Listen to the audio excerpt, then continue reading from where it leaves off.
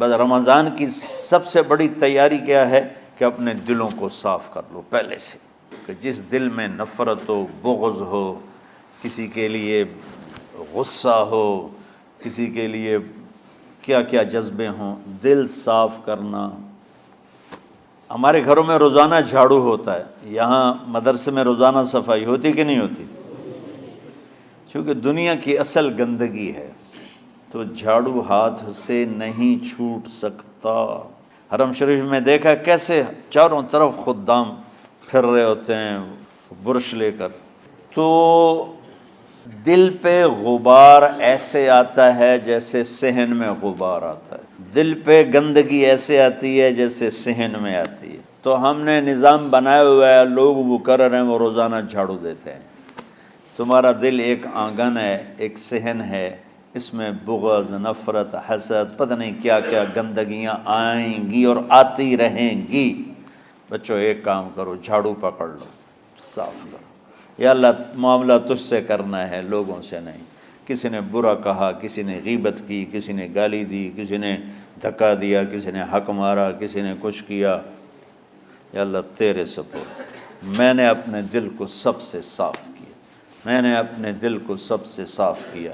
یہ اتنی بڑی عبادت ہے کہ بڑے بڑے نفلوں والے، تہجد والے، حج عمرے روزے والے تمہیں نہیں پکڑ سکیں گے، کیونکہ اس کا کرنے والا دنیا میں کوئی نہیں ہے۔ نفل پڑھنے والے تو بے شمار ہیں، عمرے کرنے والے بے شمار ہیں، علماء بے شمار ہیں، حاجی بے شمار ہیں، سخاوت کرنے والے بے شمار ہیں، لیکن اس ٹکڑے کو صاف کرنے والا لاکھوں میں ایک بھی نہیں ہے۔ مشکل کام ہے، آپ یہ سیکھ لیں، صاف کرو، صاف کرو، صاف کرو۔ یہ رمضان کی سب سے بڑی تیاری اور علم کو حاصل کرنے کی سب سے بڑی چابی ہے کہ اپنے دل کو کھلا کر لو۔ کوئی چیز خالی ہوگی تو کچھ آئے گا۔ جس دل میں بغض بھرا ہو، نفرت بھری ہو، حسد بھرا ہو، کینہ بھرا ہو، اس میں خاک آئے گا، اس میں تو علم کی ایک کرن بھی نہیں آئے گی۔ اس زبان سے چاہے جتنے مرضی موتی بکھیرے، دل اس کا اندھا ہوگا۔ لا تعمل ابصار ولکن تعمل قلوب التي في الصدور۔ یہ آنکھوں سے اندھے نہیں، دل سے اندھے ہیں۔ تو بچوں اپنے دل کو صاف کرنا سیکھو۔ وہ کتنی مشہور حدیث ہے، آپ نے کہا اس دروازے سے ایک جنتی آ رہا ہے، تو ایک انصاری صحابی داخل ہوئے، جوتا ہاتھ میں، داڑھی میں وضو کا پانی۔ اگلے دن اس دروازے سے ایک جنتی آ رہا ہے، تو ایک صحابی آئے، ہاتھ میں جوتا، داڑھی میں وضو کا پانی، وہی صحابی۔ اگلے دن اس دروازے سے ایک جنتی آ رہا ہے، تو وہی صحابی 3 دن جنت کی بشارت لی۔ اس صحابہ کی جماعت میں ایک شخص ہیں جن کا نام ہے عبداللہ بن عمرو بن عاص۔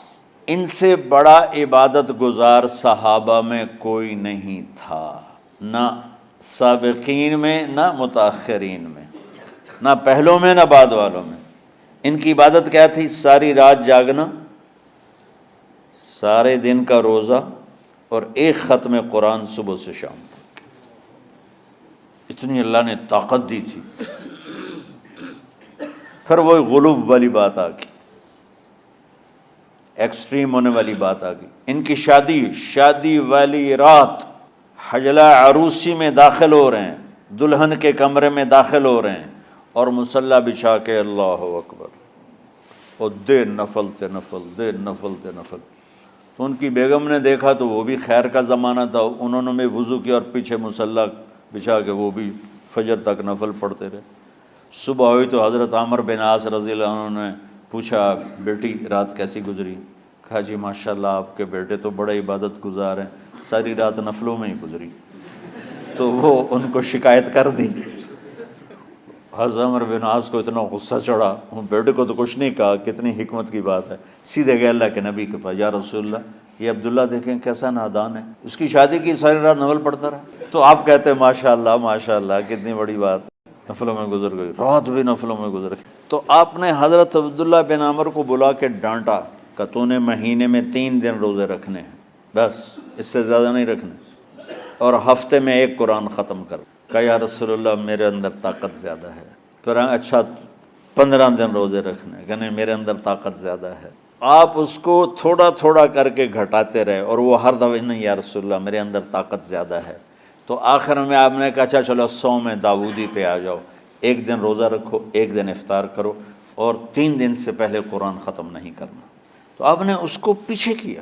یہ بیٹھے تھے اس محفل میں، ان کے دل میں آیا کیا یہ بزرگ مجھ سے زیادہ عبادت کرتے؟ رات میں ساری جاگتا ہوں، دن روزہ رکھتا ہوں، ایک ختم کرتا ہوں، تو جنت کی بشارت تو مجھے ملنی چاہیے تھی، ان کو کیسے مل رہی؟ یہ کسی کتاب میں نہیں لکھا کہ یہ ان کا جذبہ تھا، لیکن جو کہ میں ان کی سیرت کو جانتا ہوں تو مجھے خیال آتا ہے کہ ان کی نفسیات میں یہ بات آئی ہوگی، چونکہ صرف انہیں کو خیال آیا کہ میں جا کے دیکھتا ہوں کہ یہ بزرگ کیا کرتے ہیں۔ تو ان کے پاس پہنچ گئے، چاچا، ذرا وہ ادھیڑ عمر تھے، چاچا وہ میرے ابا تھوڑے ناراض ہیں تو کچھ دن آپ کے پاس گزارنا کا، بیٹا بسم اللہ آ جاؤ۔ اب رات ہوتے ہی عشاء کی نماز پڑھ کے انہوں نے جلدی سے چادر اوپر لی اور یوں سراغ کر کے ان چاچے کو دیکھنے لگے ایسے کر کہ اب یہ کیا ساری رات سجدہ کرے گا، اور ساری رات روتے روتے روتے روتے مصلی گیلا ہو جائے گا، یا ساری رات رکوع کرے گا، ساری رات قیام کرے گا، ساری رات قرآن پڑھے گا، اس تصور سے یوں دیکھ رہے۔ اور وہ بزرگ صحابی تشریف لائے